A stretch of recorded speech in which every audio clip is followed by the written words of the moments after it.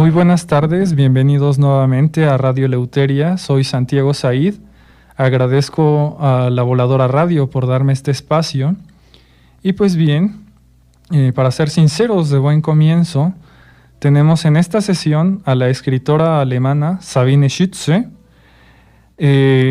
Sabine Schütze nació el 15 de mayo de 1977 en Beckendorf-Neindorf, en la entonces República Democrática Alemana, donde vivió su niñez y presenció la caída del muro de Berlín en 1989. A los 12 años, se graduó de licenciada en Traducción Técnica de la Universidad de Ciencias Aplicadas de Magdeburg, en Alemania, en el año 2000. También tiene un BTEC, Professional Certificate in Business Administration, del European Vocational College en Londres. Llegó a México por primera vez en 1998 por unas prácticas en el Centro Nacional de Metrología en Querétaro. Desde el 2003 trabaja en la empresa automotriz Brose, donde actualmente se desempeña en el área de recursos humanos. Cuenta con un diplomado en Administración Estratégica de Recursos Humanos del Tecnológico de Monterrey. En el desempeño de sus funciones anteriores en la misma empresa ha tenido la oportunidad de redactar artículos para revistas internas y la intranet empresarial. Es soltera, madre de 2 hijos, y en su tiempo libre le encanta leer, correr, trail, nadar y escribir reseñas de libros que lee.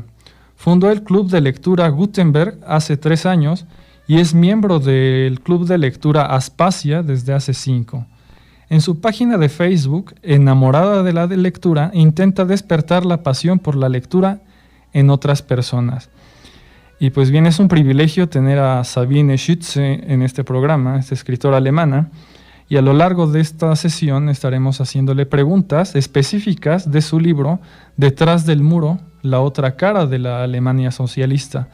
Willkommen, Sabine Schütze. Bueno, un momentito, voy a marcar una vez más a Sabine. Perdón, son fallas técnicas que a veces suceden. Tengan un poco de paciencia.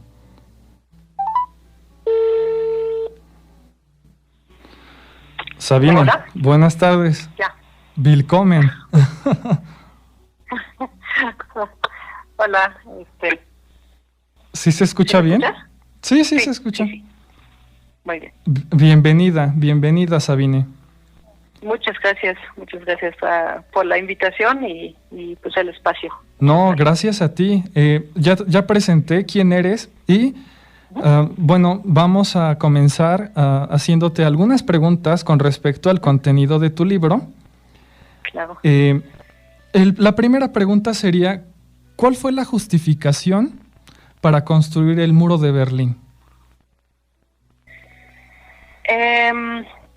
Pues mira, lo que se nos decía en su momento es que era una especie de protección antifascista, ¿no? Uh-huh. Que construyendo este muro se nos protegería contra el otro lado, que eran pues los malos, como nos decían a los niños, ¿no? Uh-huh. Pero pues en realidad se construyó porque había mucha gente escapándose del este hacia el oeste por el régimen estricto de los rusos, ¿no? Uh-huh. Y en su mayoría fue gente muy preparada, muy pues sí, muy hábil, digamos, gente en edad trabajadora, ¿no? Que nos iba a hacer falta en el este, ¿no? Y para contrarrestar estos millones que ya se habían escapado, pues de la noche a la mañana, sobre todo en Berlín, construyeron ese muro, ¿no? Entiendo. Realmente los Ossis, como les llamaban a los alemanes del oeste, de la RDA, ¿realmente ustedes consideraban a los del este como fascistas? Pues no sé realmente si así como personas, o sea, yo a mis, no sé, poquitos años, uh-huh. No sé si tanto pensaba en eso, ¿no? Sí. pero pues sí, en la escuela o en las clases de historia sí pues tuvimos, por ejemplo, ese tipo de ídolos, digamos, o ejemplos en nuestras vidas, como un Ernst Thälmann, ¿no? Que luchaba contra los nazis en su tiempo. Lo metieron a un campo de concentración en la Segunda Guerra Mundial y todas las organizaciones se llamaban por su nombre, ¿no? Entonces, como él luchaba contra los nazis, pues de alguna manera se nos hizo pues creer, ¿no? Que el otro lado eran los que los que en su tiempo pues eran los nazis y nosotros éramos la parte buena que estaba junto con los rusos, ¿no? Haciendo el bien, digamos. No, en cierta manera sí se nos transmitió eso en clases de historia, pero no sé si, o sea, realmente creo que lo de los nazis se quedó más asociado con la Segunda Guerra Mundial y no tanto con nuestra realidad ya en los años 80, ¿no? Estaba como un poquito más lejos, pero luego también se daban ejemplos de gente que seguía en el gobierno, que tenía que ver con ese tipo de prácticas, etcétera, ¿no? Entiendo. Entonces, pero sí, yo creo que no, yo no recuerdo como tanto pensar en que todo este lado era fascista, ¿no? Pero sí en su tiempo, o sea, cuando construyeron el muro, que yo ya crecí con el muro ahí, ¿no? Pero probablemente la gente en su momento, a lo mejor sí, ya la gente un poquito más grande sí lo tenía más fresco, ¿no? Todavía no estaba tan lejos la Segunda Guerra Mundial, ¿no? Cuando pusieron el muro, a lo mejor en ese momento sí era un poquito más esa asociación, ¿no? Entiendo. Una segunda pregunta, Sabine. ¿Cuáles eran las causas para catalogar a un ciudadano de la Alemania Oriental como una persona políticamente incorrecta o no confiable? Pues había varias cosas y sobre todo en mi familia, digo, no sé, no he visto los documentos de la familia, ¿no? Pero, por ejemplo, si tenías parientes en el oeste, que fue el caso de mis dos abuelas, y no interrumpías el contacto, ¿no? Sino incluso te venían a veces a visitar, o mi abuela, pues que para alguna boda o algún tipo de evento como un funeral, cualquier evento así, obtuvo un permiso, ¿no? Entonces creo que sí fuiste por lo menos considerada como sospechosa porque no dejaste esos contactos, ¿no? O también lo que describo en mi libro también, mi abuela paterna pues vivía en un pueblo que estaba al lado del muro, no del muro de Berlín, sino del muro interalemán. Y simplemente para internarte a esta zona necesitaba mi familia un permiso, ¿no?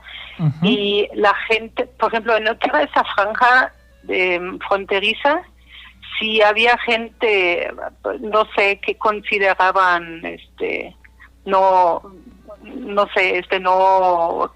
a lo mejor tenía pensamientos contra el régimen o no estaba deseada, pues, no sé, por cualquier X cosa que no pagaba sus dineros al gobierno por ¿impuestos? Lo que cosechaban, yo qué sé, ¿no? Algo que no cumplían, cualquier excusa creo que era buena para decir, pues no los queremos en franja fronteriza porque se podrían brincar, ¿no? Entonces hasta los quitaron de esas zonas y los trasladaron más al centro de Alemania, ¿no? Sí. Entonces... Sí, de hecho yo aquí tengo el dato del pueblo en donde vivía su abuela Dora y su abuelo Kurt en Hüttensleben. Exacto. Hüttensleben, eso no era un pueblo que pertenecía a la Alemania occidental.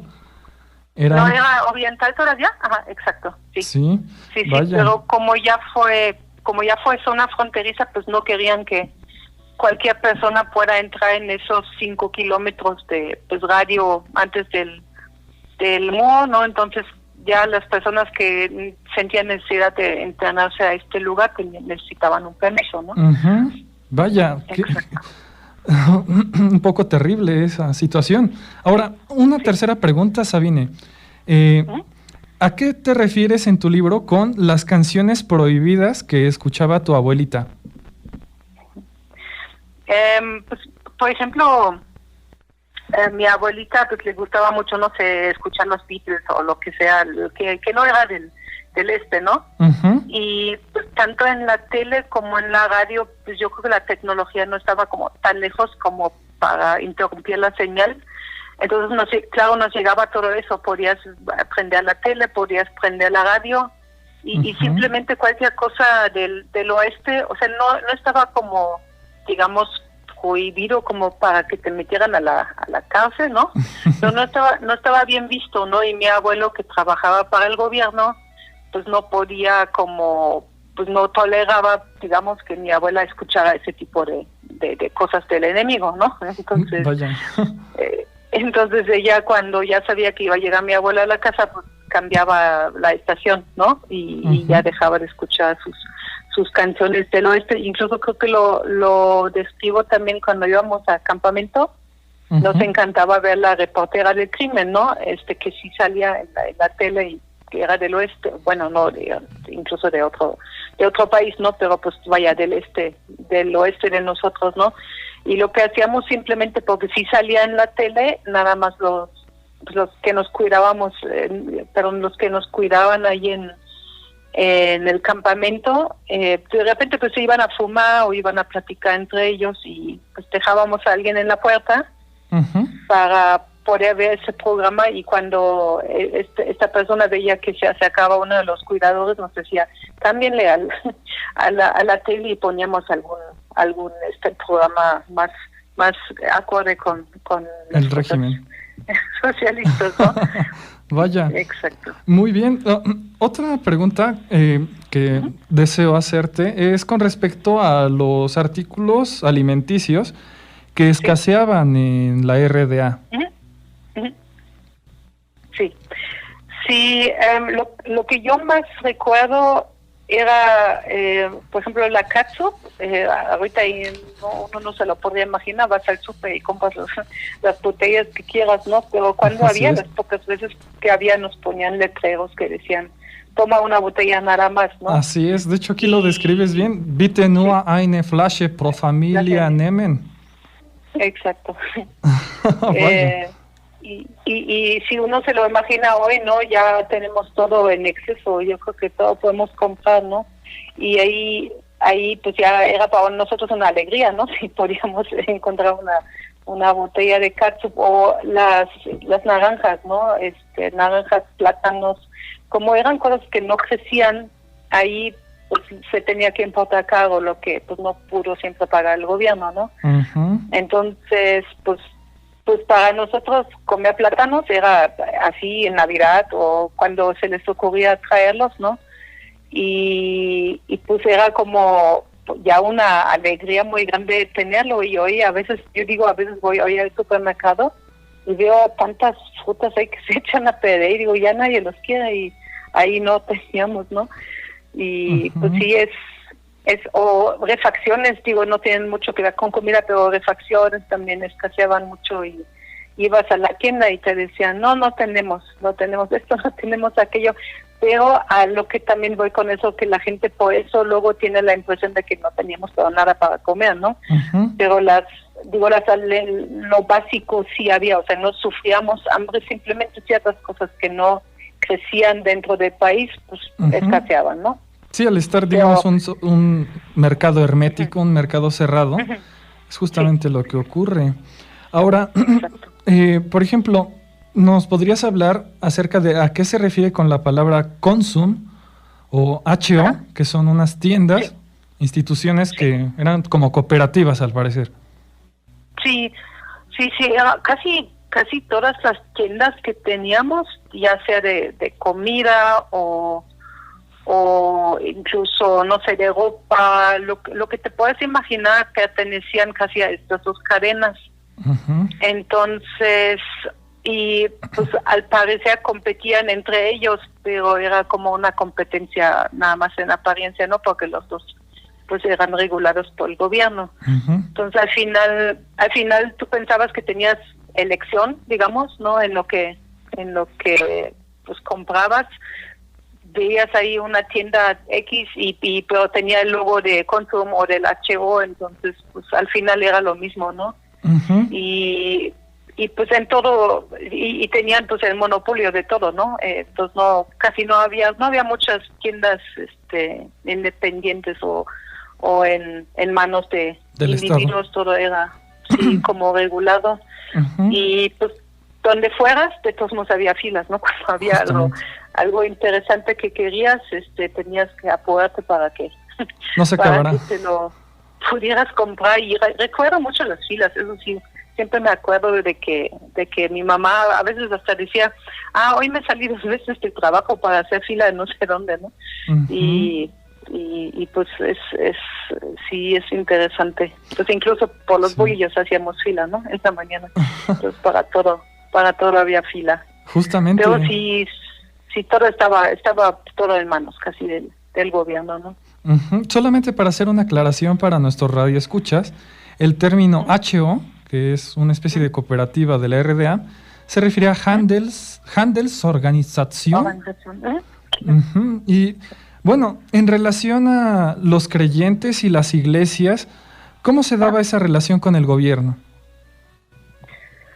Pues no estaba bien visto que la gente creyera en algo pues de alguna manera fuera del control del gobierno, ¿no? Porque pues era una institución pues realmente que pues no sé si crees en la religión, pues no se llevaba bien con lo que te quería hacer creer el gobierno, ¿no? Que es pues son diferentes cosas. Y lo que recuerdo muy muy nítido de que tenía pues 2 chicas en el salón que cuando ellas no se salieron de la iglesia, fueron uno de los pocos, la verdad, la mayoría se salía.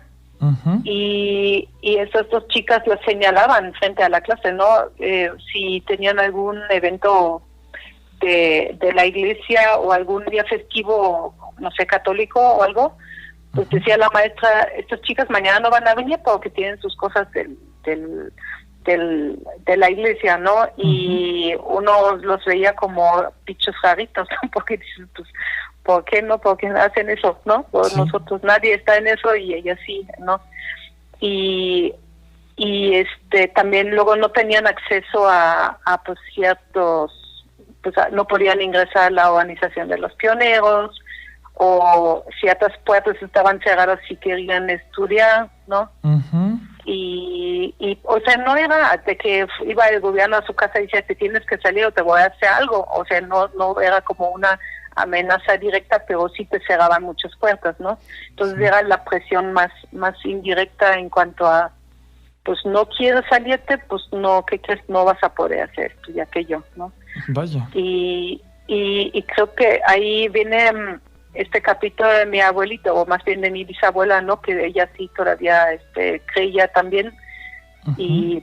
Y pues ella todavía creció antes del muro, ¿no? Y pues sí, no estaba ella dispuesta a abandonar sus creencias y pues quiso bautizar a mi abuela, ¿no? Y tuvo que hacerlo clandestinamente para que no se enterara mi abuelo, uh-huh. que trabajó para el gobierno.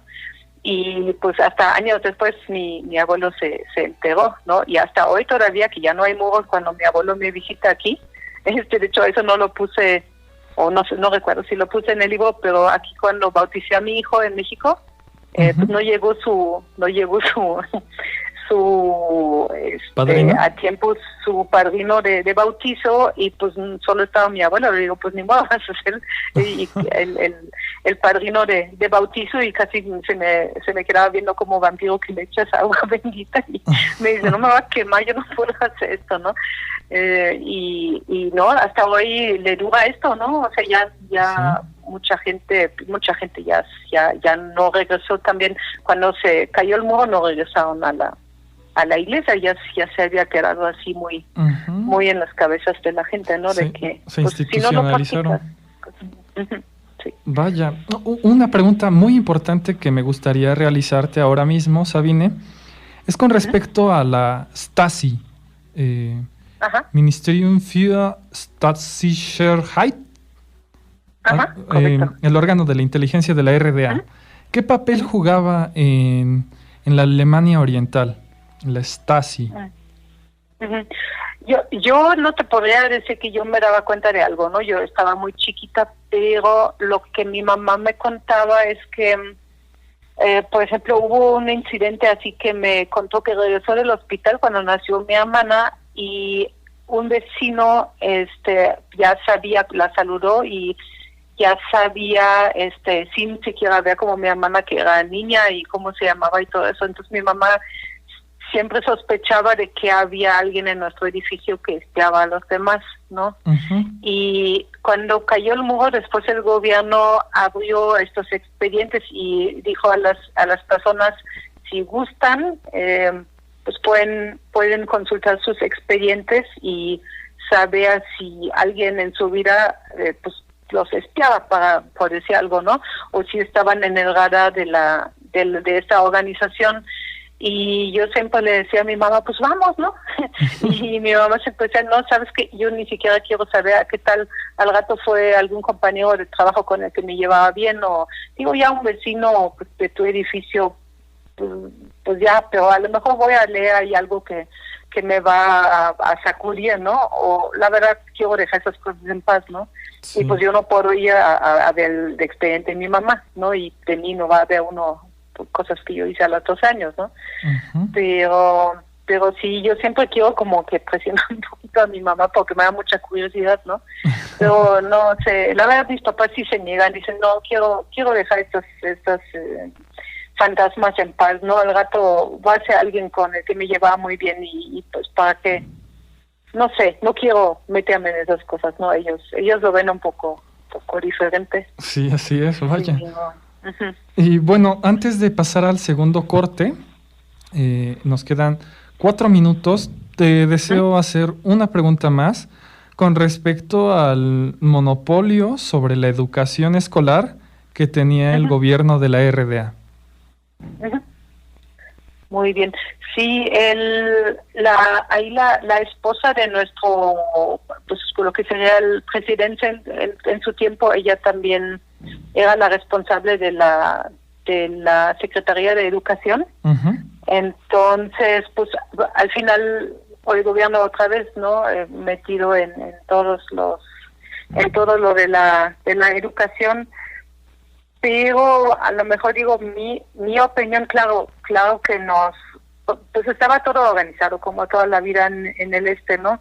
Uh-huh. Pero yo creo que dentro de todo, con todo el lavado de cerebro, tal vez que nos daban con frases socialistas y con ese tipo de educación, pero creo que hay muchos, o sea, los que leyeron mi libro incluso me dijeron, okay, fuera de toda la cuestión, la ideología y todo, pero al final los valores que nos enseñaron, creo yo, son rescatables, ¿no? Lo que nos enseñaron con esa organización de los pioneros a apoyar a la gente de la tercera edad, a apoyarnos entre nosotros, a ser amigos, ser solidarios y todos esos valores, creo yo, al final son rescatables, no creo que todo fue mal y creo que en sí,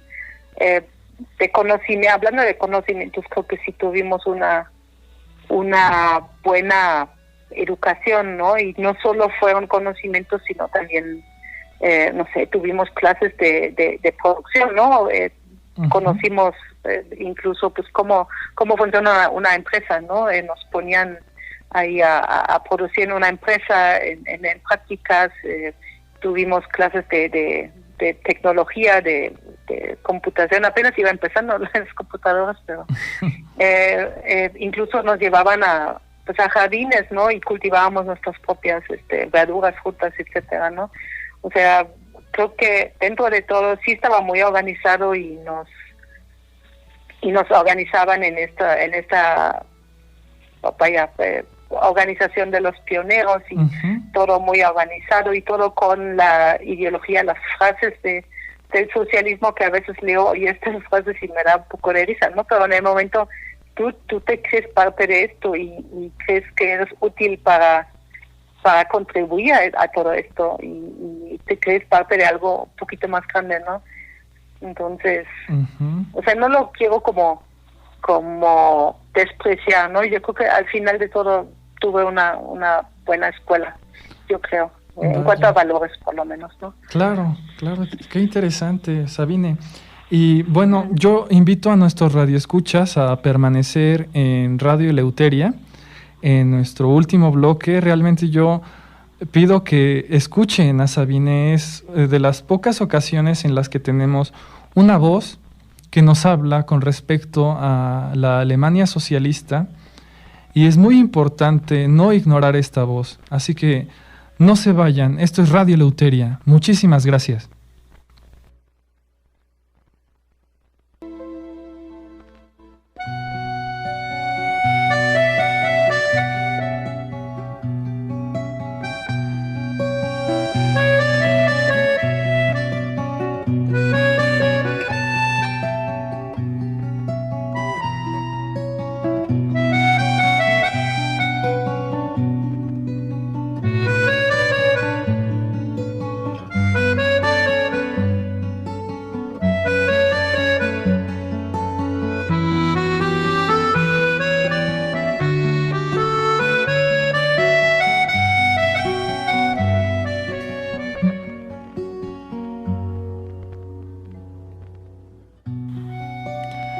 Muchas gracias por continuar en Radio Eleuteria. Soy Santiago Said y en esta sesión tenemos a la escritora alemana Sabine Schütze hablando con respecto a su libro de corte autobiográfico, Detrás del muro, la otra cara de la Alemania socialista.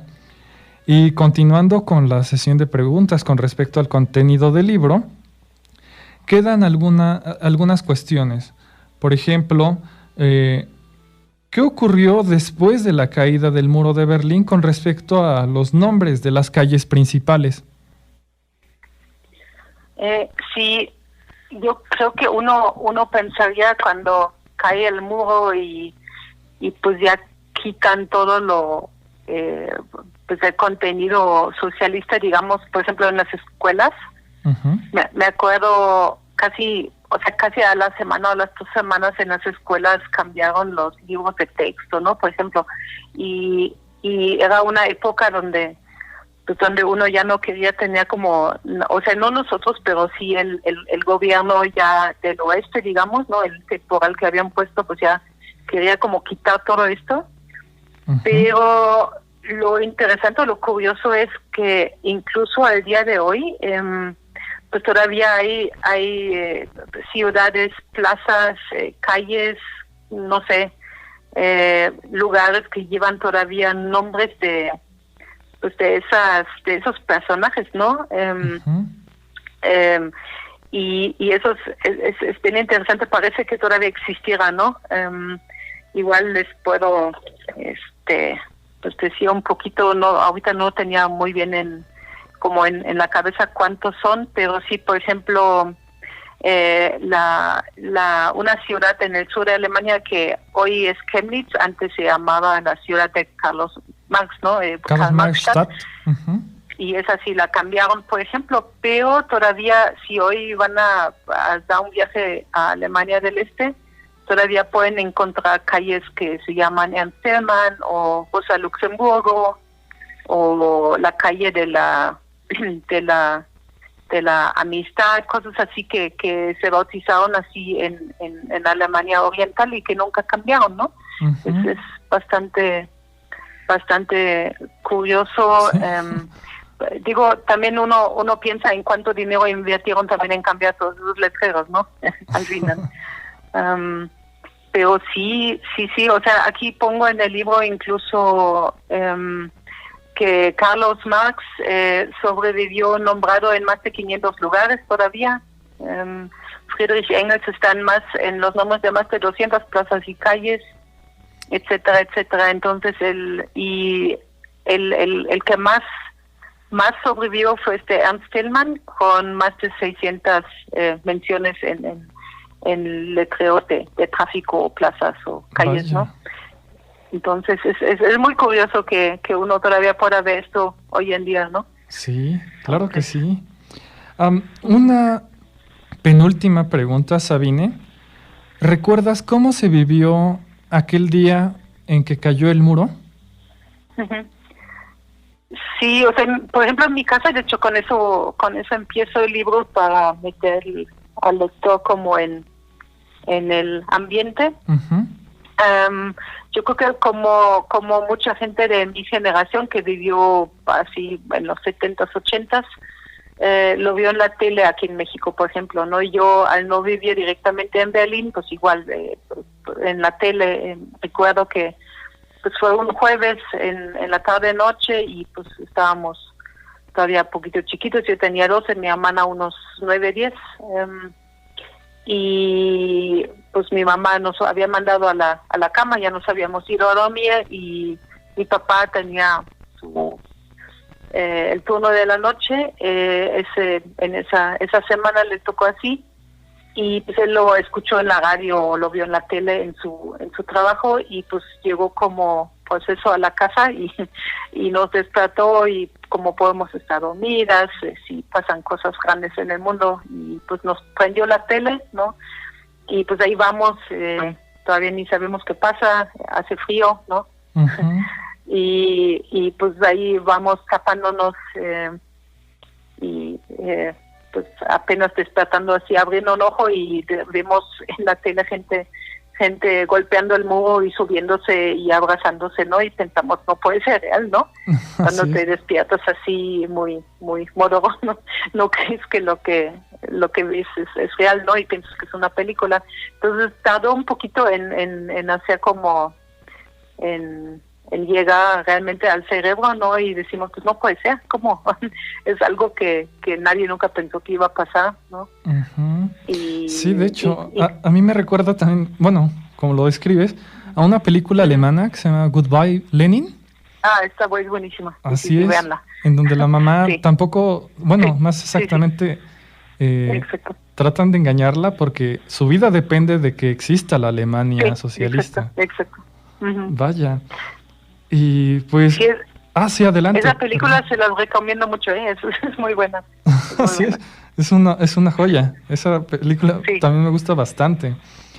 Y... Sí, de hecho ahí van a aprender mucho de todo eso que también, cosas que escribo en el libro, ¿no? Cuando van los niños a cantarle a la mamá esas canciones socialistas, ¿no? Y con sus pañuelos y todo.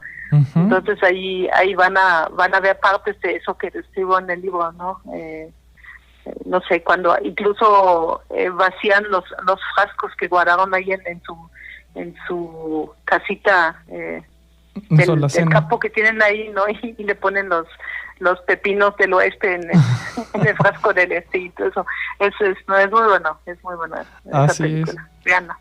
Y pues yo invito a nuestros radioescuchas de Radio Eleuteria a suscribirse a nuestro canal de YouTube, porque voy a estar subiendo este podcast y abajo en la descripción colocaré la línea para que ustedes puedan comprar el libro de Sabine Schütze, Detrás del muro, la otra cara de la Alemania socialista. Es un libro publicado por la editorial Par 3 de Querétaro en la colección Pangrama Nuevas Voces. Realmente es un libro muy recomendable, con muchísima información, obviamente de primera mano, de una persona que vivió en la RDA.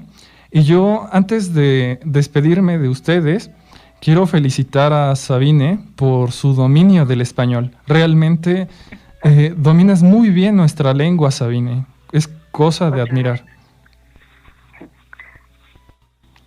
Y bueno, realmente ya finalizamos con este bloque. Yo agradezco mucho a la Voladora Radio por darme este espacio. Agradezco a Rocío Castillo, detrás de cabina, haciendo este trabajo todos los días. Muchísimas gracias, Rocío.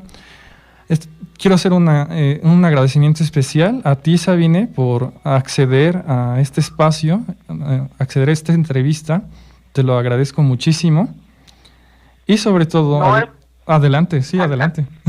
Al contrario, a ti, la verdad, siempre agradezco que me den esos espacios para seguir platicando de mi historia, ¿no? Y que le llegue a más personas, sobre todo cuando a veces escucho a los jóvenes decir, la historia, o sea, la historia en la escuela, ¿no? Es aburrida porque nos hacen aprender muchas fechas y así, y creo que eso puede contribuir un poquito a saber qué pasó más allá de lo que a lo mejor veían en la tele, ¿no? Por supuesto. Y hace una imagen un poquito más menos así de cómo una persona normal lo vivió, ¿no? Así es, y lejos de romantizar el socialismo, que justamente en Latinoamérica somos muy fanáticos de este tipo de políticas, aunque bueno, más adelante tal vez en otros espacios estaremos entrevistando a Sabine, porque ella no solamente es autora de este libro, tiene muchísimos otros, y con muchísimo gusto va a ser entrevistada nuevamente, si es que ella lo permite, a través de este espacio con respecto a sus libros de ficción. Y pues bien, esto fue Radio Eleuteria. Muchísimas gracias. Hasta luego.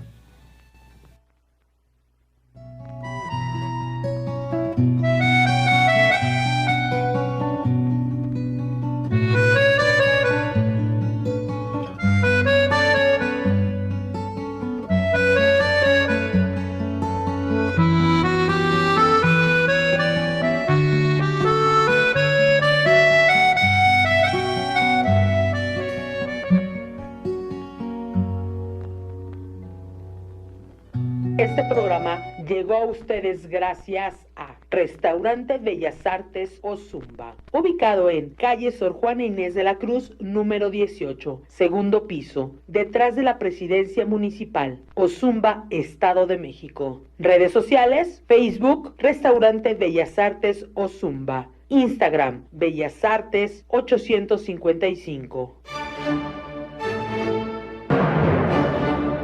Este es el fin de nuestro programa, queridos radioescuchas. La verdad que lleva a la libertad. Los invitamos a sintonizarnos nuevamente en La Voladora Radio 97.3 FM o en www.lavoladora.org y síguenos en nuestra página de Facebook Radio Eleuteria.